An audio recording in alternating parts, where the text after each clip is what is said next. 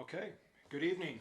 Welcome to the Charter Township of Grand Blanc Board of Trustees meeting for Tuesday, April 28th. And I would like to ask Ms. Lane to lead us in the Pledge of Allegiance as we stand and pledge allegiance to our flag here.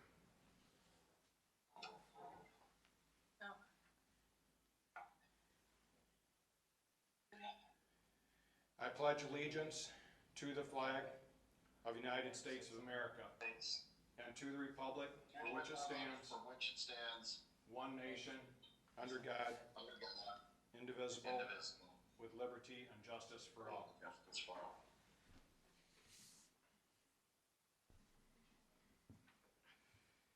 With that, I would ask, probably the easiest way to,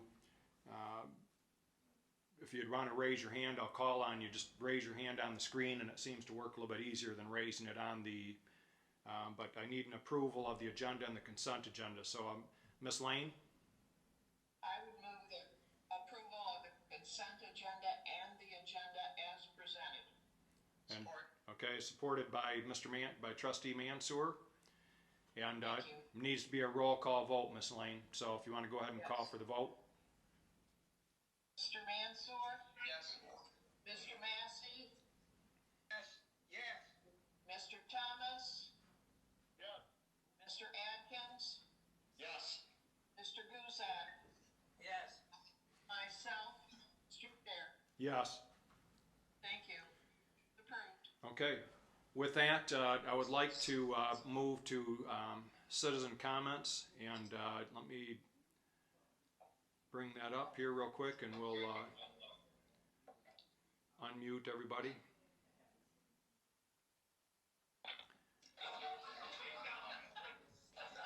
Well, I think maybe what we'll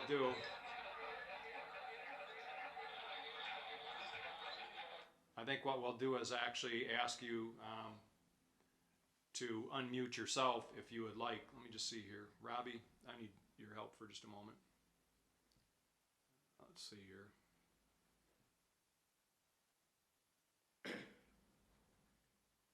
Bringing up the list of the attendees.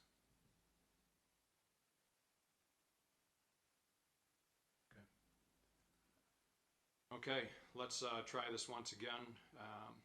We will try unmuting everybody.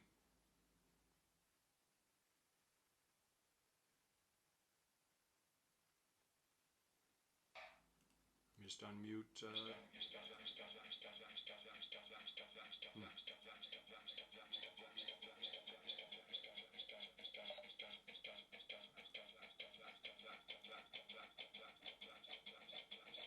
having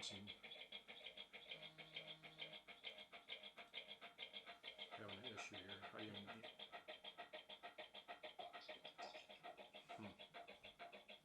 Is that one open down there?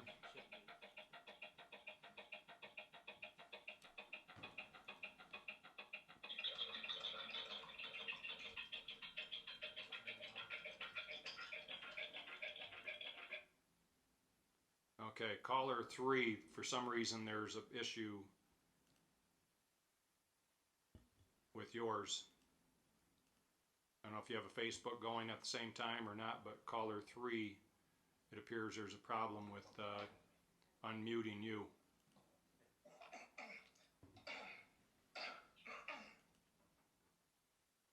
So at this time, what I'd like to do, I'm going to unmute a few more.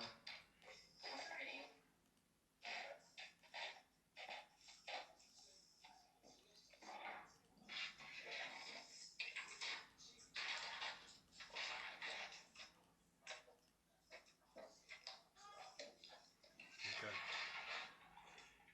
I guess I'm having some trouble with.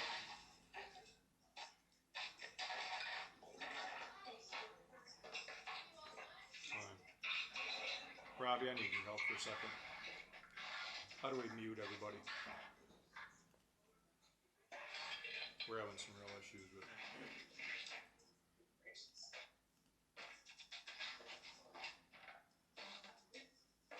Like that, how do you mute that one?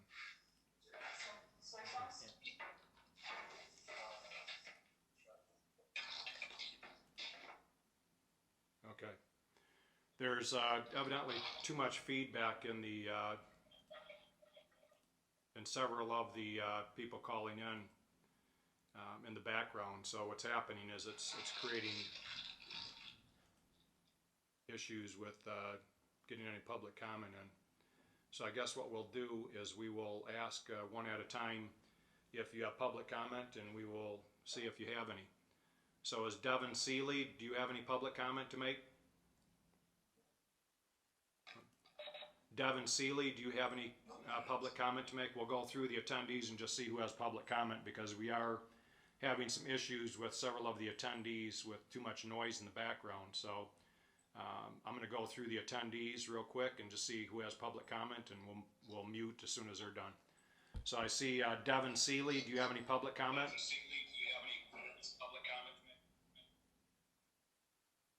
Okay, seeing no public comment from Devin, we'll move on to Wes Evans.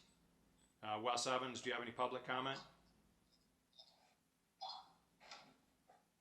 Okay, seeing none.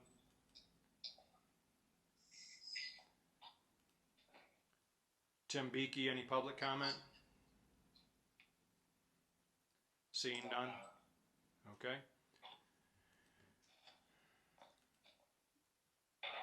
Caller number 3 is just all background noise.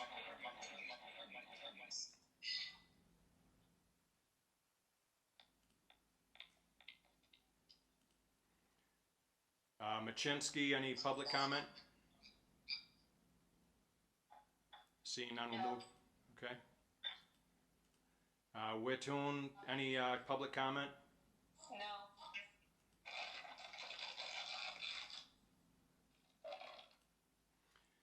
Ron Wiles, we'll keep you reserved for a little bit later, some comments.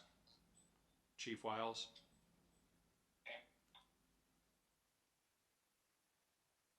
Paul Conley, any comment? No, sir.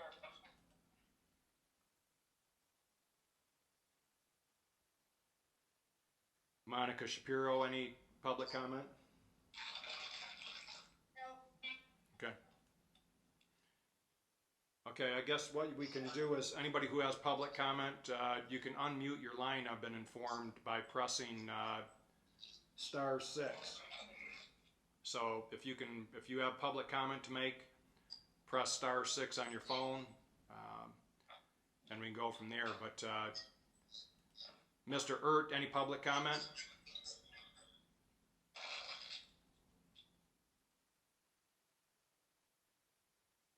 Mr. Ert, any public comment? Okay. Anybody who has public comment, like I said, we ask you to press *6, and that would allow you to make public comment. Okay, seeing no public comment, we're going to continue on.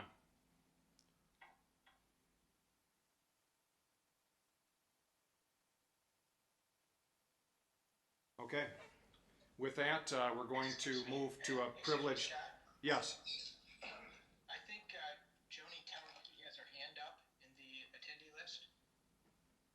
Okay, I'll go back to her and just see if.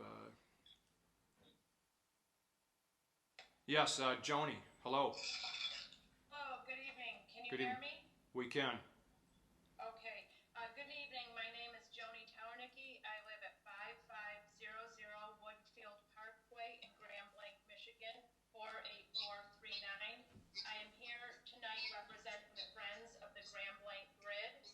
Is this clear, or is there feedback? No, we can hear you fine. Okay. All right. I am fortunate to live in the Woodfield Captain's Club neighborhood. We have over 6 miles of paths in our neighborhood. These last few weeks have seen tremendous activity on our paths, and it's been wonderful to watch. However, yesterday our paths returned to their original purpose. They're the cart paths of the Captain's Club golf course. The takeaway here is that the paths have been loaded. There is a clear desire in this community for paths. I've called in tonight to update you on the activity of the Friends of the Grand Blanc Grid and our work to bring paths to Grand Blanc. First, we are working with a marketing firm to develop marketing materials so we can start attending community activities promote the paths once things open up. Second, we are actively fundraising. We have set up PayPal on our website and our Facebook page. We have other activities planned that will resume as soon as things open up. Third, we have contracted with the engineering firm NFE. They have completed an engineering overview of the grid, which we plan to present to the community to establish development priorities. We then plan to present that to you to strategize our collaboration. Fourth, we are developing a strategy to pursue safe routes to school in the Cook-Mason area. Fifth, we've been building relationships with other successful path groups and communities to learn best practices. Sixth, we are continuing to meet monthly and build our friend group. Tonight, we have 3 questions for you. One, could you please tell us how we can support your activities in building paths? Second, we ask that you please continue to work to modify the building and zoning code to require commercial developments, new commercial developments, including the development of any new neighborhood. That would be on the developer side, not the resident side, but any new development that would require to include a portion of the grid. We have learned that this has been a very successful strategy in other communities. And our last question for you this evening would be, could you please tell us when you will be presenting the results of the Master Plan Community Survey? Thank you. Thank you, Ms. Tarnicki. Okay, with that, we're going to move on to our privileged presentation, which we have Patrick Linehan with us. That he has a presentation to make, and I am going to. Are you guys on mute? Are you on mute, Scott? I can't hear anything. Sorry about that. Thank you, Lonnie. Thank you, Ms. Tarnicki, for your presentation. And we are now going to have Patrick Linehan, our new Director for Parks and Recreation. And welcome aboard, Patrick. And we will, I'm going to switch over the screen here so that we're going to see a PowerPoint presentation. So bear with me for just a moment. Let's see here.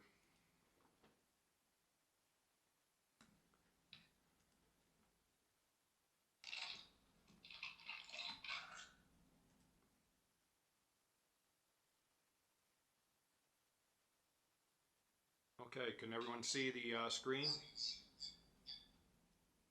Yeah, Scott, we got it. Okay. All right. Go ahead, Patrick. Do you have a, No, but tell me and I'll click it. okay, all right, I'll just, You have your microphone on? No, you're just talking to your, Yep. okay. Can everybody hear Patrick? hello? I cannot hear him, Scott. Okay, go ahead and speak, Patrick. Can you hear me?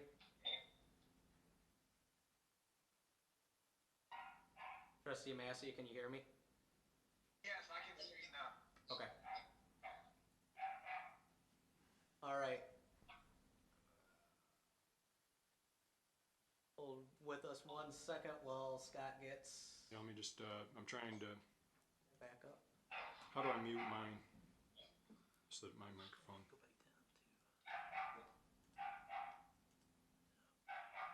Someone has a dog barking in the background. If you could mute your phone, your line, whoever has the dog barking back there.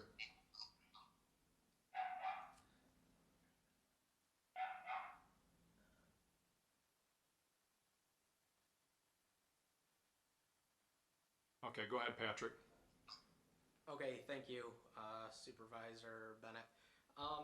So the past 30 days have been a little interesting, to say the least, with everything that's been going on. I was in the office for 1 day before we had to reduce our operations. So the plan that I initially had in place... Speak a little bit louder. The plan I initially had in place to evaluate what was going on didn't happen just because we weren't in normal operations. But we still made a lot of progress here in the past 30 days. So we'll be going over some of that. What we're going to be talking about today is assessment of operations, the 5-year recreation master plan, the capital projects, and management of infrastructure and integrated marketing. Okay.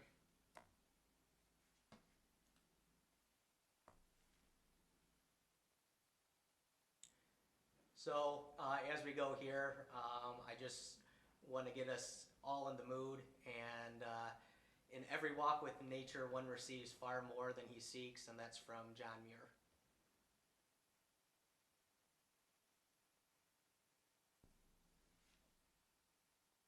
All right, so I'm throwing this number up here specifically, $10,600. Okay. And that number is the actual loss of revenue that we've had in the past 30 days for Parks and Recreation. This number right here is what we have had to give back to our participants that were already registered. You're fading in and out. In and out. Right, you're fading in and You have out. a microphone or? Is your microphone on there? But I mean, is the microphone on the laptop turned on? Yeah, it's on. Okay. Probably just have to speak directly at the screen.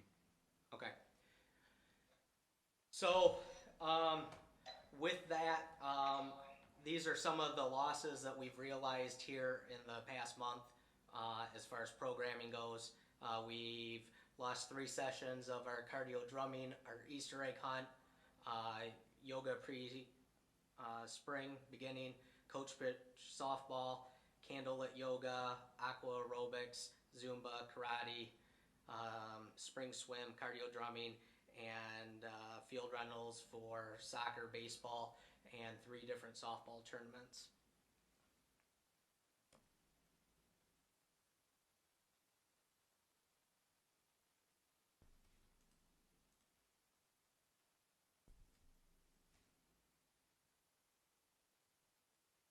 Okay, so with this, how COVID-19 has affected us here in Parks and Recreation, staffing levels.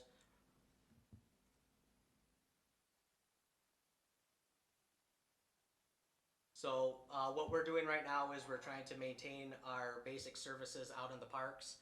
We are at minimal staff, but they are out there opening and closing the park, doing mowing and trash removal and the basic things that we need them to do. We are shy about 4 to 6 people out in the park for seasonal employees that would normally be working with us at this time.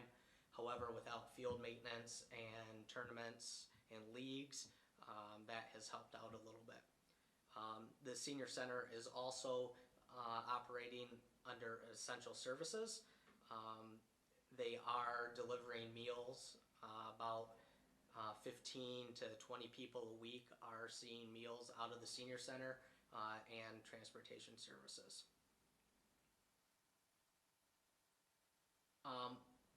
Operations at the park, we talked about that already.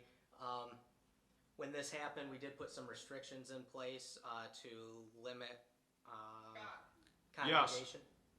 Can we ask the question at this point? Or can I ask? Let's let him get right. Make a note of your questions if you would, Joe, because he's got quite a presentation, and then he may answer your question.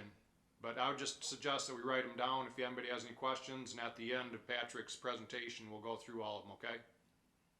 Thanks. Right. Go ahead, Patrick. I'd speak loud, though. So we did put some restrictions in place initially to limit large groups, practices, and that sort of activity to keep in line with social distancing. Our pavilions, our playgrounds, our fields were only opened up to immediate family and personal use. The dog park was closed. We are going to be loosening some restrictions starting tomorrow. With social distancing and masks, we're going to allow the dog park to open up. We're gonna request that we only get 6 people in the common area by the pavilion at any one time. And we expect people to maintain their distances, and we will be sending staff out to, sanitize those points where people make contact. Can't hear anything. Okay. Yeah, I'm sorry, can maybe Patrick adjust his microphone up more Yeah. maybe? Let me just see something.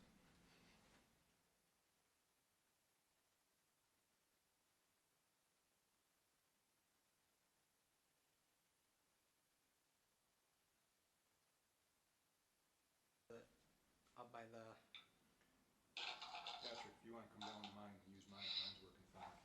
okay, Come on down, use mine. okay. Just sit in front of my seat. This one. That mouse isn't going to work on it. Yeah, that's right, you're doing the clicking anyways. All right, can you hear me better? Beautiful. All right. Much better. So the last point I was making is that with the restrictions, we are going to be lifting some. The dog park, we're going to ask that people keep social distancing within the common area where the pavilion is, no more than 6 people in that area at a time. They're more than welcome to spread out in the small dog and large dog area. We're also going to spread out some more picnic tables out through the park. We noticed this past weekend with the warmer temperatures, we didn't have the tables in the places that we needed it. So we're going to be spreading some of those out to help take care of some of that need.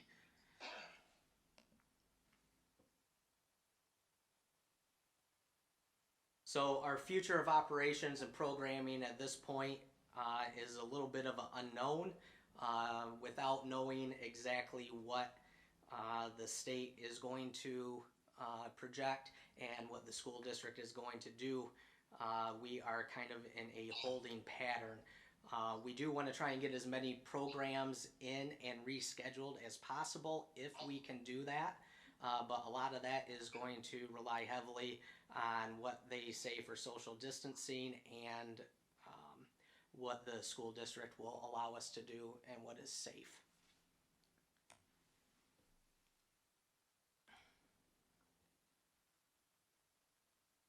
So some of the projects that we are currently working on that we identified as needs that we need to do, the department was lacking a little bit as far as staff policies go. So to limit liability, we will be reviewing all the staff policies and making those necessary adjustments. So they're in line with the township and they meet the department's needs. The Parks Department does not have a set of park rules. There are some rules for pavilions, there are rules for the dog park, but there's not a set statutory set of park rules for the department, so we will be working on that. We are looking at departments that are like ours that also run programming, community education, and senior services to see how we can incorporate those. So probably in the next month, you'll start to see those come across where we'll be having discussions about those park rules. We're also looking at training for the staff. The training is not necessarily just training for random things, but a lot of statutory things as far as MIOSHA and compliance that we have to do with the state of Michigan to make sure that staff are properly trained and working safely. We're looking at program cost recovery. That's something that in the past really wasn't looked at, and we want to make sure that we're getting the most bang out of our buck as far as our programs go. We're also looking at our contracts and our fee structures out in the parks. A lot of organizations in the past got their own deals, so we will be looking at standardizing that for everybody across the board. Scott, can you click? Yep. I think when you clicked on that. And we're creating benchmarks going forward from all aspects, from programming to facilities to maintenance. One of the things that we are going forward with is a 5-year recreation master plan. And a 5-year recreation master plan is required by the Michigan Department of Natural Resources for any grant funding within the department. Natural Resource Trust Fund, acquisition grants, recreation passport grants, and they also administer the Land Water Conservation Fund for the National Park Service, all of which require us to have a 5-year recreation master plan. The master plan is a guiding document that we use to show the need. The current plan right now expires in 2021. The DNR has said that we are able to use the combined plan that we had in the past with the school district and the city since the township signed off. So we will be using that for the next year. We are going to be creating a steering committee here shortly with stakeholders going forward, so we can get input from multiple entities and staff members. And while we were here, I think the grid would be a good organization to have a representative on. We will be assessing the proposals. We're starting to get proposals in from professional services to do updating. On the master plan? Yep, of the master plan. Now we're looking at several different options, but one of the main parts of the recreation plan that we will be going forward with professional services is a community-wide survey and public comment. And this will be very informative and will help guide the process going forward and show exactly what it is that the community is requesting out of us. So the capital plan, we are working with that right now. I'm assessing the placeholders that were in the capital plan when I came in. And I'm trying to get quotes, proposals, and bids together for some of those items so we can look at the cost. Unfortunately, with the COVID-19 going on, trying to get people out to do those and turnaround time has been extremely slow. If I could ask everybody just to mute if you're not muted already, if you could mute your line, we are getting some feedback, but I'm not sure which one coming from, but if you can mute your lines, that would be very helpful. Thanks. So some projects that we have identified that we are moving forward with is surfacing at the South Playground at Creasley Bicentennial Park. But as we're doing that, we are looking at the holistic approach of it. We're looking at a playground that is about 15 years old and it needs some TLC. And we're going to be doing that TLC before we do any sort of surfacing, as not to damage that. We're looking at the splash pad. Of course, the flooring is a main concern, but we're also looking at replacing some of the elements out there. The elements are starting to see their age. You're getting stress cracks, UV damage on plastic, so we'll be replacing those and assessing the controller.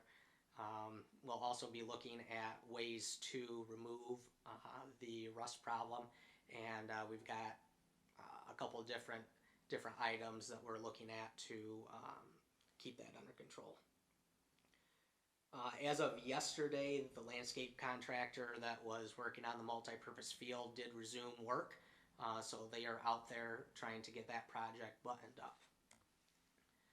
We'll also be looking at more ball field improvements throughout the year.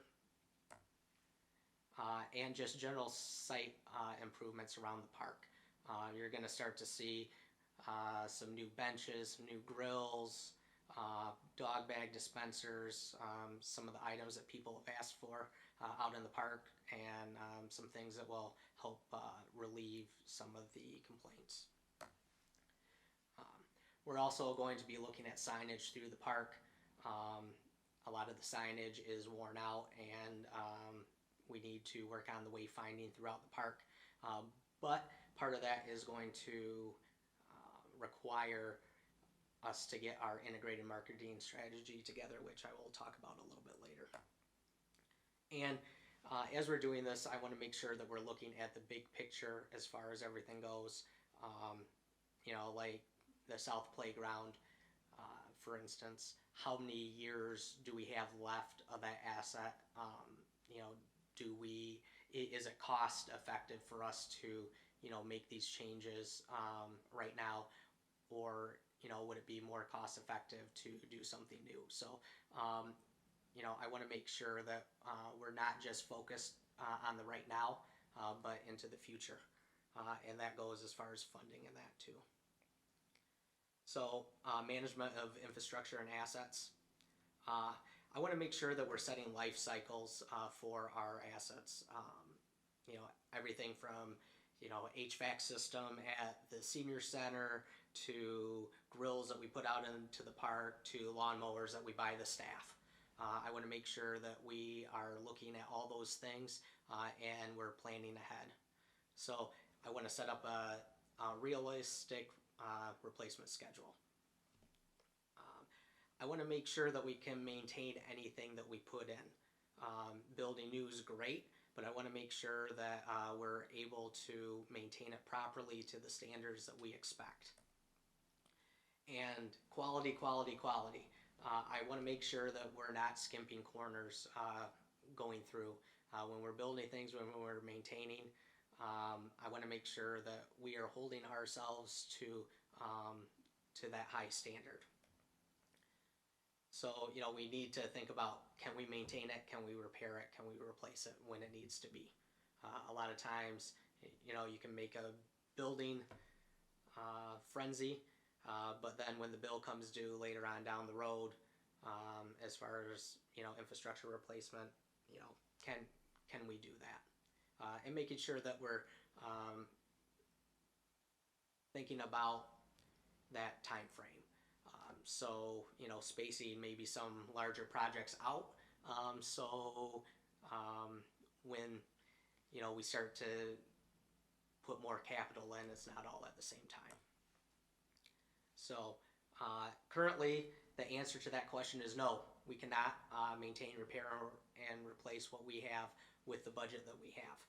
So, the National Recreation and Park Association, the median cost per acre for operational costs is $4,100. On the low end of that is $1,700. Obviously, that depends on the type of facilities that you have and your offerings. But that is just a number to throw out there as far as if we were really build up, what we would need to do that. So, as we're doing that, we need to have some of those conversations.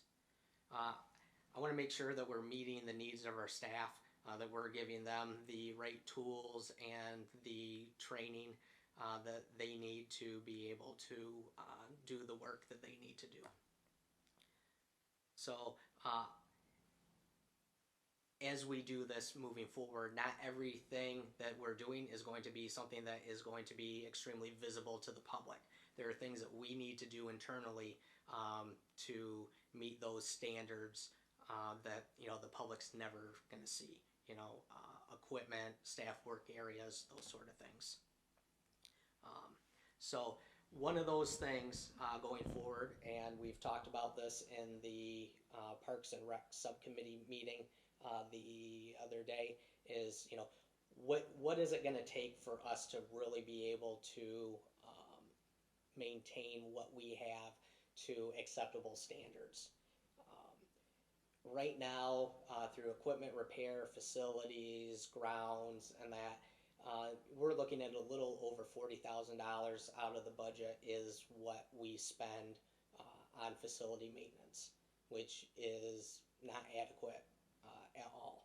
So one of the things that we were talking about was the millage. How is the millage written? And looking at the language, it provides for us to be able to maintain the facilities. So one thing that I would like to see, and this is more on the conservative side, and we can look and see how it works to meet the needs that we expect. But I would like to see a transfer of around $50,000 out of the parks millage to do regular maintenance out in the park.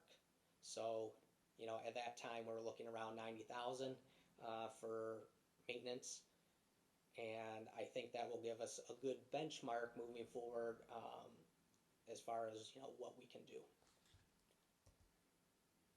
So I want to talk about integrated marketing. Going forward,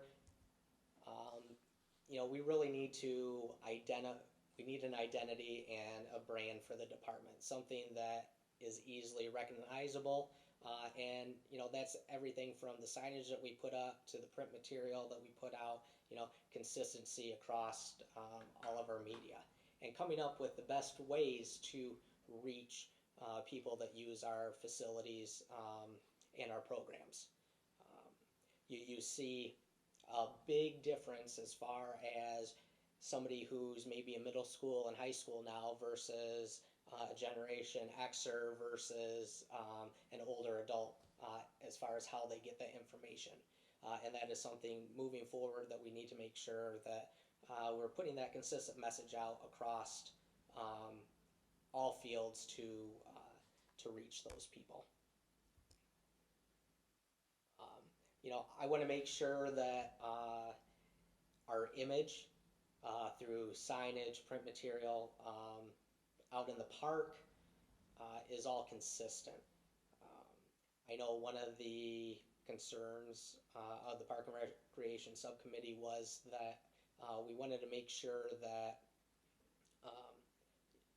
everything kind of looks the same, like there's a planned vision going forward.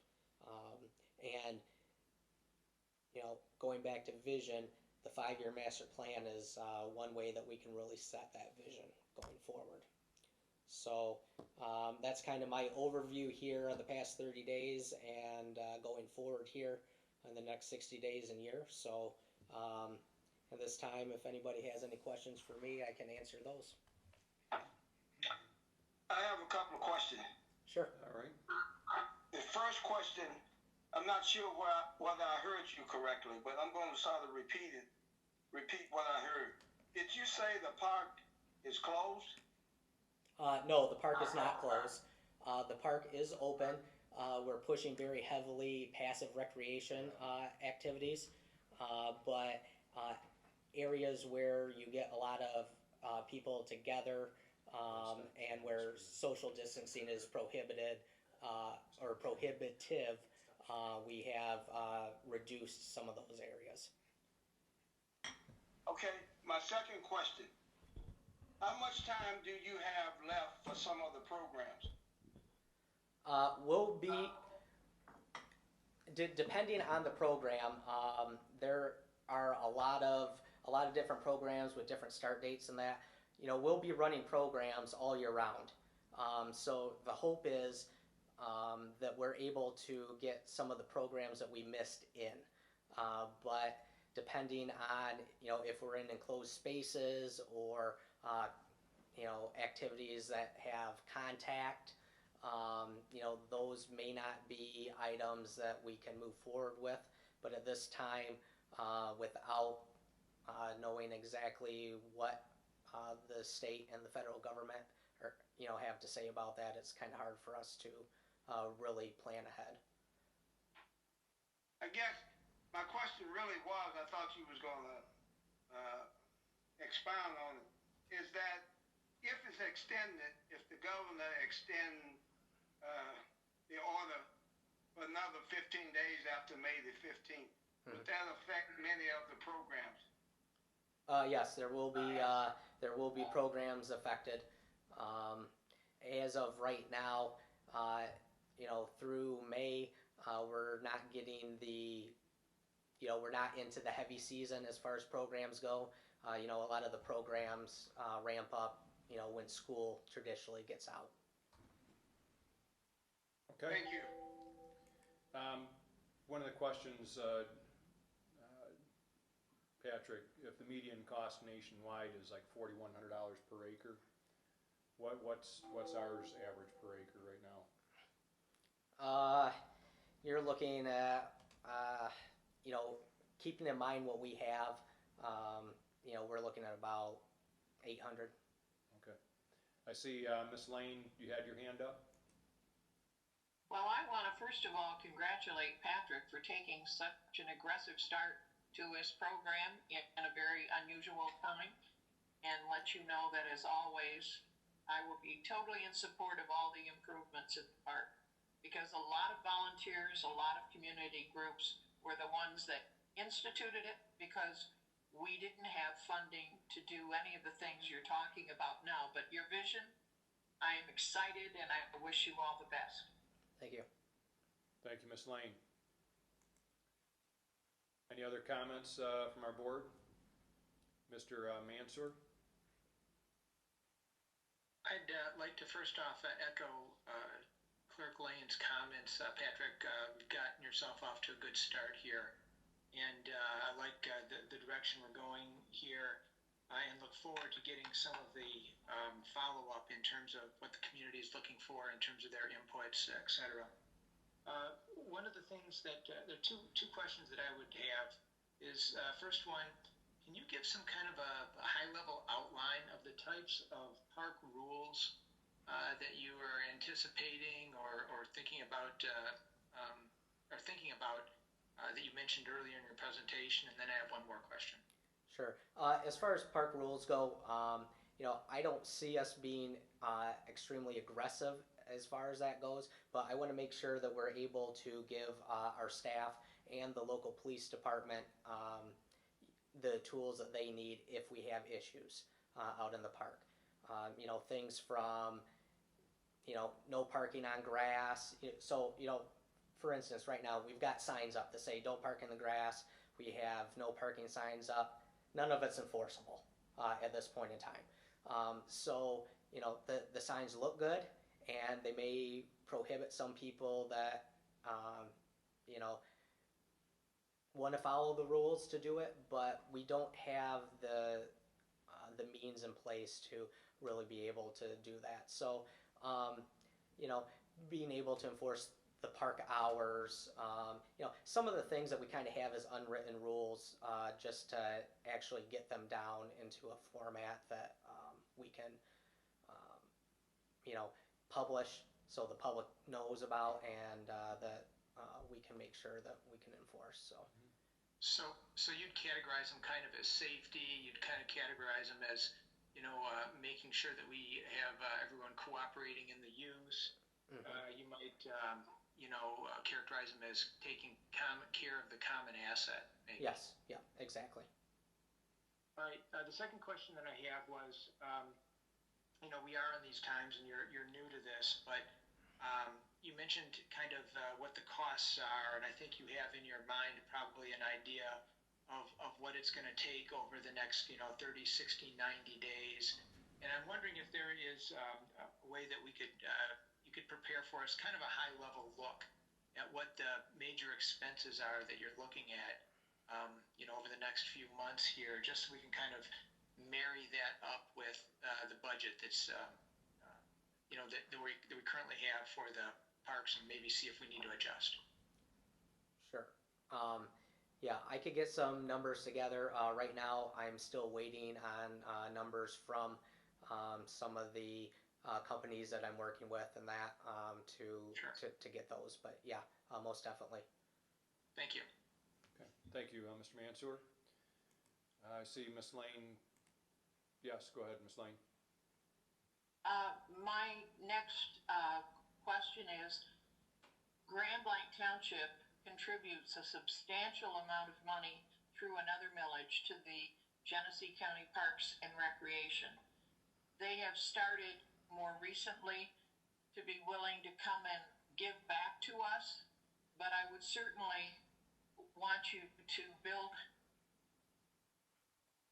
a relationship with them so that when they see what we contribute, that we get a percentage back and don't have to increase our parks millage when we're giving out millions of dollars to the county for the good of the common good for the entire county. We've actually started to have some conversations, and we're looking at how, through cooperative purchasing and some other items that we can work together to leverage some of the resources that the county has. And, Thank you. and as you know, Ms. Lane, Patrick, actually his previous employer was the county park. So as far as developing a relationship, I think that from the references we received, he has a pretty good relationship with them as well. So hopefully we can leverage that a little bit too. Yeah. Thank you. It's been a long time in coming. Okay, thanks, Ms. Lane. Any other questions for Patrick? I'm sorry. Trustee Thomas?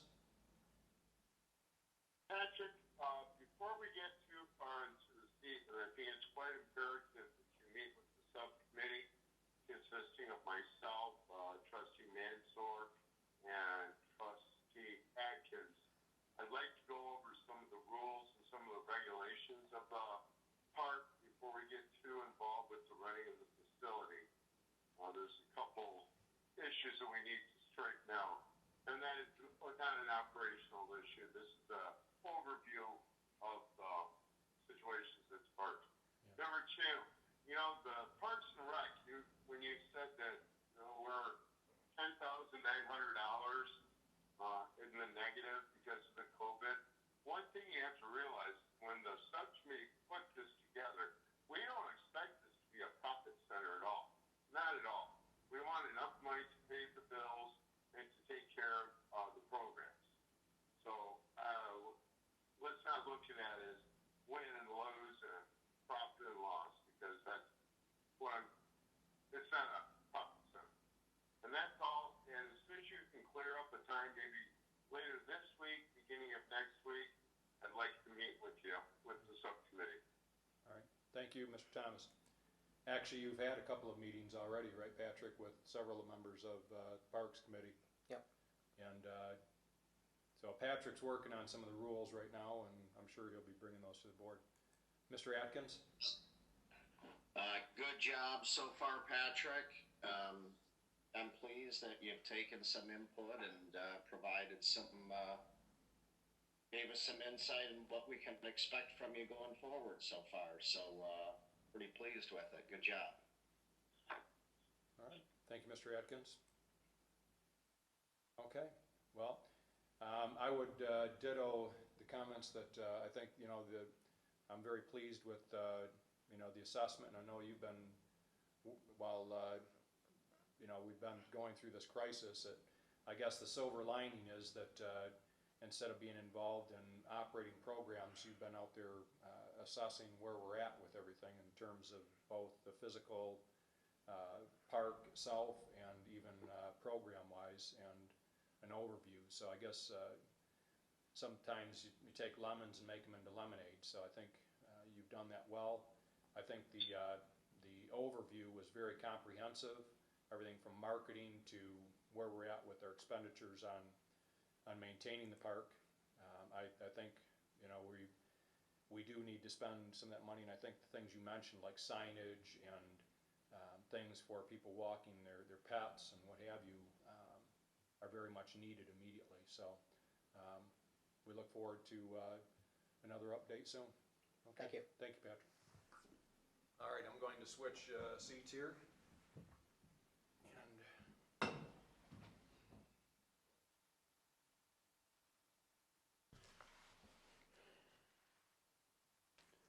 Okay, with that, we will go on to our next agenda item, which is our operational issues, and actually, if everybody can keep their mic muted, it helps to keep the background noise. I know you might not be able to hear it, but we hear it up here. So with that, I'm going to switch over to Mr. Limata to give us an update with regard to the township's COVID-19 response. Thank you, Mr. Supervisor. Board, as you saw, I sent out the update that I put out on April 21st, and again in the packet I included the one from April 24th. Obviously, the biggest news for the COVID-19 update was the governor's executive order 2020-59, extending the stay home, stay safe order through May 15th.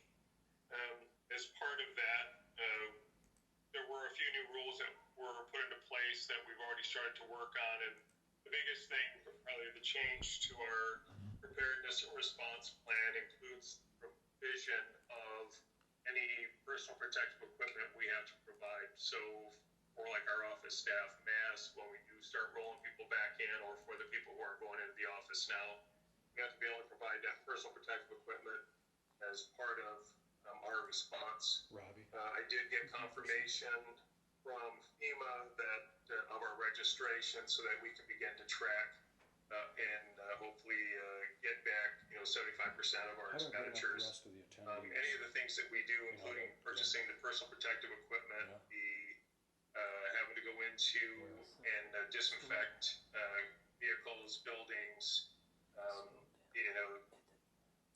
it's we're tracking everything we can possibly track to make sure that we have the opportunity to get back. It's just a one-time application. We have a simplified one for COVID-19, which I'm very thankful of. If ever filled out any type of application for funding from the federal government, the fact that they simplified this one is incredibly helpful, but also very time-consuming. We continue to discuss and watch I participate every single day with at least one webinar in regards to COVID-19, whether it's a response plan, whether it's opening up businesses. I have 2 tomorrow about what it looks like when we get back open and how government can help businesses reopen. We had the one recently with the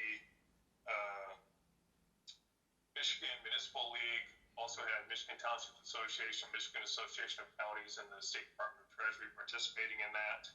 I did have a conversation with Judy Allen from the MTA Government Affairs office today. It really does appear that for our constitutional revenue sharing, they're telling us 50% now as a number. Information that I sent out to you guys was, that our constitutional revenue sharing equates to $3.3 million anticipated this year. Because that number is completely driven by sales tax collections, they started out with saying that we can anticipate up to a 30%, 15 to 30% loss. Now that we've extended it out through May 15th, and looking at the impact of businesses even moving forward, in fact, Judy said today that the direction they're giving us now is 50% of our constitutional revenue sharing. So that will impact the 2020 budget. We will have to make those adjustments at some point this year, and we should probably plan on potentially at least $1.5 million loss in constitutional revenue sharing, which isn't great news, but it's just a reality of the crisis we're going through. And because of that, last week's staff meeting and this week's staff meeting as well will be focused on, with department heads, preparing for those cuts, what it looks like. We did have some layoffs. We have tried to save funds where we can, but there is still going to be a heck of an adjustment. It's going to impact every single department's budget from the looks of things. So we'll continue to monitor the situation. Hopefully we get back open on May 15th. It's good news that they started to allow some businesses to reopen. One of the biggest questions we had was about lawn mowing services, obviously, because so many of our residents utilize landscaping services, and the fact that she opened those back up was great news. I saw a lot of them around the community over the last 2 days, which is fantastic. And so we'll just continue to monitor. We'll continue to stay on the webinars. We'll continue to track and make the changes as we go along. So far to date, we have only had one member of staff contracted coronavirus. All of the safety protocols were followed. It didn't spread amongst our employees, and we're thankful for that. We've got a dedicated group of folks, and they're all making sure that they continue to follow procedures and protocols to keep themselves and everyone else safe. Dennis, one of the things that I just mentioned is that we also, Dennis and I will be part of a task force countywide to look at how local governments might best, sharing ideas on how we reopen for business. So there's a number of municipalities that have been invited to take part, but here in Genesee County. But what we're looking at is what practices that municipalities can take to, in a orderly fashion, reopen up. So when you come back into the township next time, when we reopen, you'll see that we've already started doing some things with plexiglass and partitioning to make sure that any employees that are situated less than 6 feet from the other, that there's some partitioning, what have you. So we are addressing that issue. I saw Mr. Massey. Did you have your hand up? Yes, sir. Thank you, Chair. I have two questions for the superintendent. Yes, go ahead. My first question: why the leadership of the superintendent didn't provide masks for the trustees? Provide what? Masks. Masks? Yeah, for the trustees. Well, if we meet here at the township, we probably will, but as far as providing them for their own use, we're not providing them for anybody right now other than police, fire, and DPW if they have to go into a home, but they're in limited supply, so we're reserving them for our police and fire at this time, and probably some DPW. But I guess if we had extra, if trustees needed them, I guess we could always look at, those that needed them to come up and get one, but until we meet in person, I don't know that there's really a need, for us to use them for us instead of for our first responders, would be my thought. A second question. Can I answer that? Go ahead, Mr. Lehman. We had a very limited supply of masks, obviously, to start with. In fact, they were really hard to come by. We weren't getting our requests at all, and the only thing we could do was get them for first responders. We still don't have a great deal of them. We still have a big order that we're waiting to get. Talked with Mr. Sears yesterday, and that order still hasn't arrived, but the fire department was able to secure an additional 40 that we can use for any personnel who's coming into the township offices for their use, so that we can get masks on anyone who comes in without a mask. Also, the clerk's department did a great job of securing masks for her election workers. My second question. Mr. Chair. Go ahead. My second question is how many COVID-19 cases have we had in the township? The county has been keeping track and been, I think they put on their website every week the number. I believe it's like 92 this week, something like that. Actually, the city of Grand Blanc actually has more than the township. But we can share that information. I'll pull it off the county website and share it. I see Mr. Manser maybe has an answer. No, I don't. I'd be interested to see that information, but I had one question. Okay. Does that wrap up your question, Mr. Massey? Yes, sir, Mr. Chair. Okay, thanks. Mr. Mansour? So yes, I guess this isn't actually so much a question, but we recently, with the new governor's order, are allowed to have lawn services start, that kind of thing. Right. And I would hope that over the last 30 days and for the next at least 15 to 30, that we would not be issuing any noxious weed ordinance violations, so that we have our residents have a chance to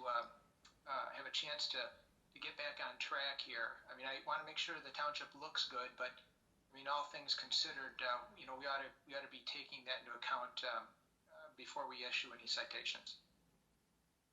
Okay. Thank you. Mr. Mansour. Any other concerns or suggestions from Mr. Limita regarding the COVID-19 response from the township? Any other suggestions? I have to say I've been on numerous WebEx meetings with our department heads. You know, it's a very challenging time right now.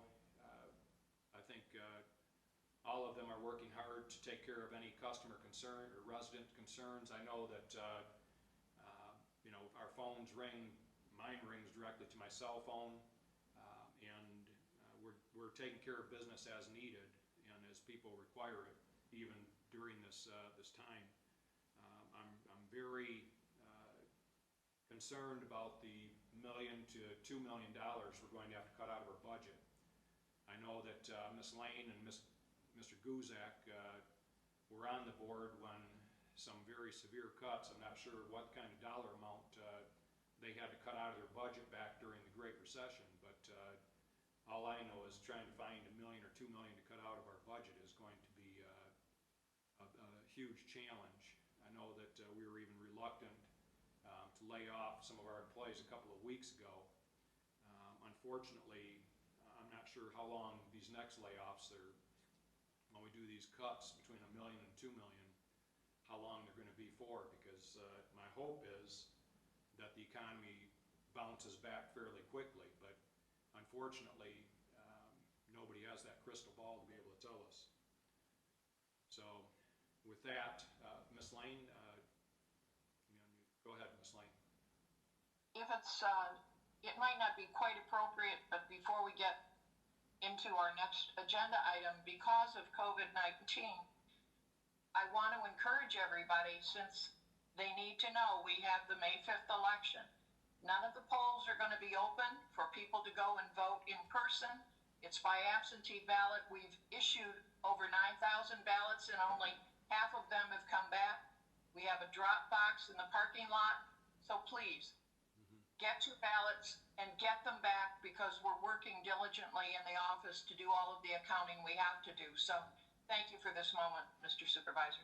And Clerk Lane, I'll get to you in just a second, Mr. Massey.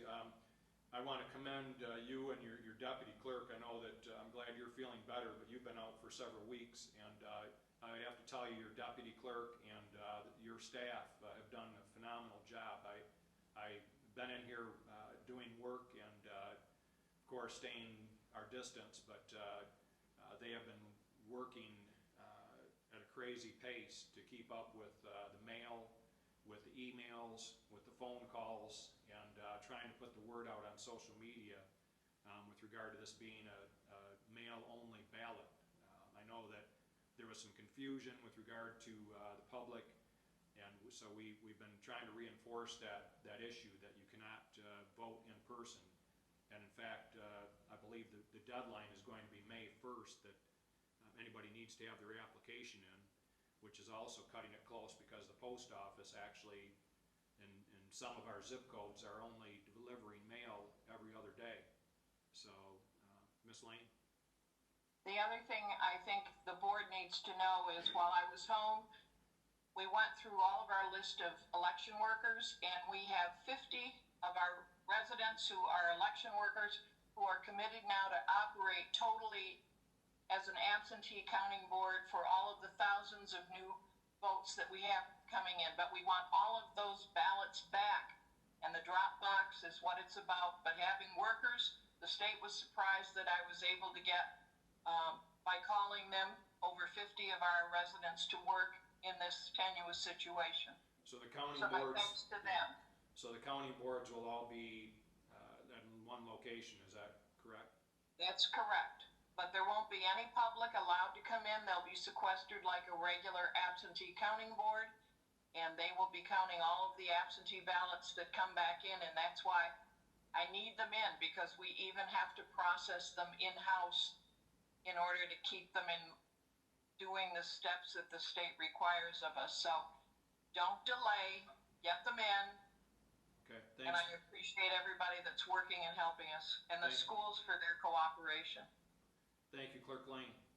Trustee Massey? Yes, I have a question for Lane. What kind of activities? Do you mind expounding on the activities that will be going on election day at the high school gymnasium? Well, all of the election workers are going to be coming there. The 9 machines that would have normally been out in the other schools throughout the day for people to vote are all going to be situated in the gym. The school staff is working with us, so we meet all of the social distancing. They'll be processed, and we want to be able to count them all as quickly as we can, and the schools have agreed to provide a lunch and a dinner for those workers because they will be sequestered. Okay, thank you, Ms. Lane. With that, we'll move on to our next agenda item, which is the board will conduct a the preliminary review of the township post-employment health benefits actuarial valuation report as of December 31st, 2019. And I know we plan when we are back meeting face-to-face to actually either have the actuarial firm or MERS or both of them present to be able to go through these. But Mr. Limita? Thank you, Mr. Supervisor. You guys had the opportunity to take a look at it, and I think like the best news, if you have in front of you and you go to page 4, realistically, when we're comparing that to where we were even 2 years ago on the actuarial valuation, this was great news. It shows that the board has been doing what they said they would do, and that is really to take anything above and beyond the general fund reserve balance that we're required to have of 12 to 15%. Every year the board has been allocating that money towards addressing unfunded liabilities. That is clearly working. 5 years ago we were 13% funded in our post-employment retiree health care plan. With this valuation as of December 31st of 2019, we are 49% funded. I would say that turnaround is absolutely amazing. It just shows the dedication of the board, like I said, allocating the funds. Also, we've got to say hats off to our employees because they really have partnered with us from making the changes negotiated in collective bargaining to eliminate retiree health care to new hires starting in 2017. Participating in premium cost sharing for any retirees after 2017, and then switching a couple different plans. First, we limited the number of Blue Cross plans for our post-65s, and then we were able to negotiate with the Hartford a plan that actually gave better health care for that Medicare supplemental policy at a tremendous savings, and that clearly reflected in here. Those biggest changes when you look at our liability 2 years ago was calculated at $42.5 million, and the liability had come down to $32.9 million, and that's a direct result of those negotiated changes. So that's fantastic. And the funding, we had about $4.6 million in here in 2015 when I arrived, and this shows our funding value of assets at $16.3 million. So changes to the investment strategy combined with the aggressive focus in the annual budgeting to address those with all the available general fund reserves to attack it has really paid off. Why is this such a big deal? Well, remember the corrective action plan we had to file because we were below 40%. When we file those forms this year, we're going to show that we're at 49% funding. Our plan works. We've continued to work it. It's what my argument was last year when we were preparing the corrective action plan. It got rejected. I knew if they just gave us more time, we'd be able to show that it worked. So this is fantastic news for retirees, for employees, and for taxpayers in Grand Blanc. Superintendent Limita, how will the this economic situation we're in right now, does that have the potential to change that percentage? clearly, because when you talk about the funding value of, for the assets of the plan, that's also going to be based upon our investments and the direction of our investments. So we still have, $16.2 million in there. It's not that these are allocated into risky investments. In fact, very controlled. It is invested in MERS accounts, but those MERS accounts, again, are relatively safe. They're specifically built for retiree healthcare funding vehicles. More than 50% of those funds are invested in bonds. So it is a relatively safe. It's not as volatile as you might have in a 401k or something as a newer investor, but we've experienced some fantastic returns. Hopefully the market returns relatively quick, but we'll be able to use this valuation report for the next 2 years as far as the reporting to the state treasury on the corrective action plan. We'll have to update it annually like is required with the new GASB rules, but at the same time, it kind of takes us out of the corrective action plan territory, and that's fantastic. Well, in addition to thanking the staff that took cuts and also contributing towards their health care and the retirees, allowing us to shop for better programs, I want to thank you, Dennis, for your focus on the unfunded liabilities. I mean, going from 13% to 49% funded is astronomical in 5 short years. And we value our police and our fire and our township employees. And, I think this is a great benefit for attracting police officers to our municipality. So, and it's critical that we shore that fund up so that we can be true to our promise in the future. So great job to you. Thank you. Appreciate that. There is, I don't know, one thing before we get ready to close here. Mr. Laddie, actually, our township attorney, sent to all of our board members some communication in the last 24 hours. I don't know if everybody's had a chance to read that, but I'd like to give Mr. Laddie an opportunity just to bring us up to date on his communication with board members, if we could. Mr. Laddie, Sure. Are you on the line? Yeah, I am here. Can you hear me? Yes. Good. Well, I sent an email out to board members with the updated audit draft from Yo and Yo, and that draft, you had seen a version of it last week, but we sent it to Dennis and to the finance department, and with their eagle eyes, they discovered that there was an error in the calculation of the millage contributions on Yo and Yo's behalf, and so that issue was corrected. We got back the new drafts and forwarded them on again to the superintendent and the finance department, and it appears as though we've gotten all the figures in line, and we've removed any discrepancies. And so what we have is the final draft, although it's not been stamped by Yo and Yo yet, but it is a proposed final draft to resolve the remaining assets of the fire commission. And the bottom line is that we're entitled to a share of $593,473, which also includes our $319,738.98 purchase of the equipment and vehicles.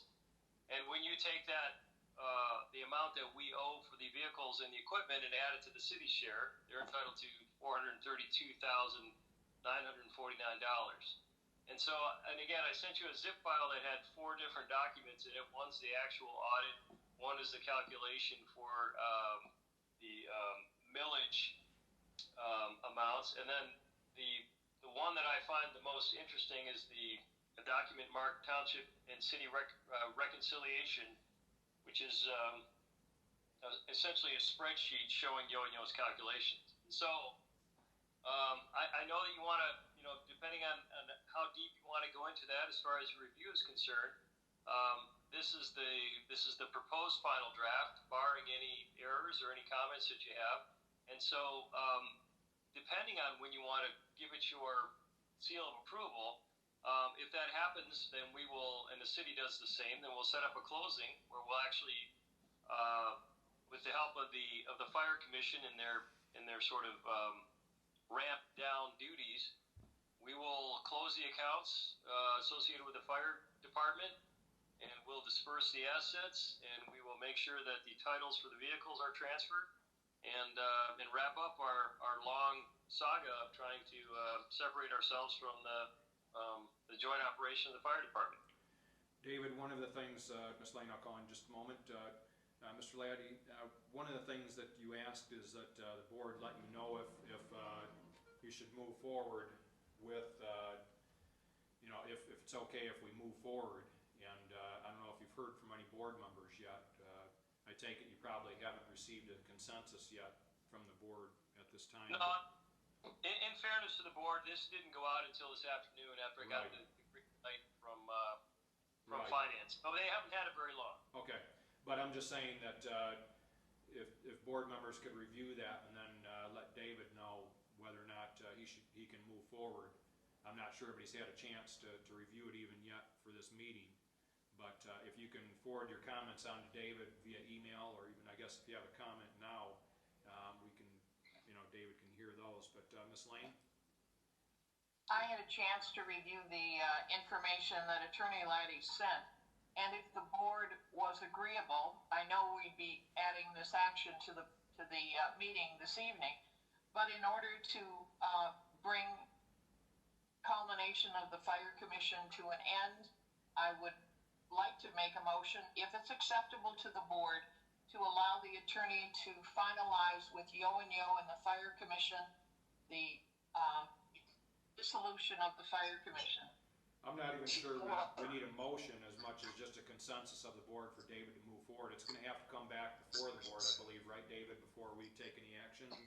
Well, I'll bring it. Yeah, what I can do then is I can, assuming that we have consensus, I will communicate to the city that we have reviewed the audit and we approve of its contents, and then we would urge them through my office to set up a proposed closing date, and I'll set that for that will probably happen after our May meeting dates, and so you get a final look, a final thumbs up or thumbs down on moving forward if that would work for you.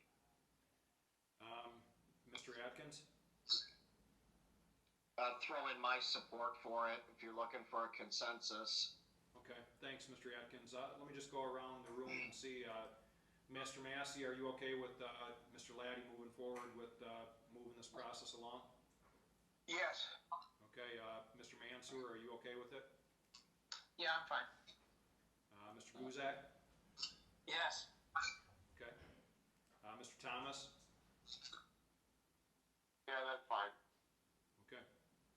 It looks like we have a consensus, Mr. Laddie, for moving forward with the next step of this. I see Mr. Massey has his hand up. Mr. Massey? Yes. Thank you, Mr. Chair. Yes. I have a concern when we hire a accountant to do the work that Yo and Yo has done, and then we find an error in the work that it has done. And this is not the first time we had an accountant accountant company that we chose that produced a lot of errors. So I think we should start paying more attention to the companies that we choose to do certain audits. Mr. Laddie, can you just kind of review how we chose Yo and Yo for the fire audit? I can. What we did was in cooperation with the city, we discussed the fact that Yo and Yo had been the auditors for the fire department for many, many years, and we felt that they probably had the most amount of familiarity with how it worked. And also, again, we had to find one that was agreeable to both of us, and so we were not thrilled. We wouldn't be thrilled to use their accountants, and they weren't thrilled to use ours. And so, by virtue of the fact that Yo and Yo had familiarity with the fire department, that's how we arrived at them. So there were more of a default, I guess you could say, than a choice. And it was, and again, I think the other item that Mr. Massey may be referring to would be the outside company that that assisted us with the valuation of the vehicles and the personal property. And as we know, that process took more input than we would have liked from fire department, city, and township personnel. So I agree that in two instances when we've had financial work done for the wrap up of the fire commission, that it has been less than perfect. Your comments are well taken, Mr. Massey, and I think this was the only project that we were using Yo-and-Yo for at this point, and I'm looking forward to wrapping this up, have the titles on the vehicles, fire vehicles, changed over to the township, and to close out the banking with that. So with that, I am going to unmute everyone. Ms. Lane? Without any further ado, I thank you for a wonderful meeting, and I would make a motion that we adjourn. Okay. There's support by Mr. Mansour. Ms. Lane, you want to do a roll call vote? Yes, sir. Mr. Bennett? Yes. Mr. Thomas? Mr. Massey? Yes. Mr. Atkins? Yes. Mr. Mansour? Yes. Yes. Mr. Guzak? Yes. Yes. Myself, yes. All right. Well, thank you, everyone, and hopefully we'll be able to meet in person maybe coming soon. So everyone, have a good evening, and we'll talk soon.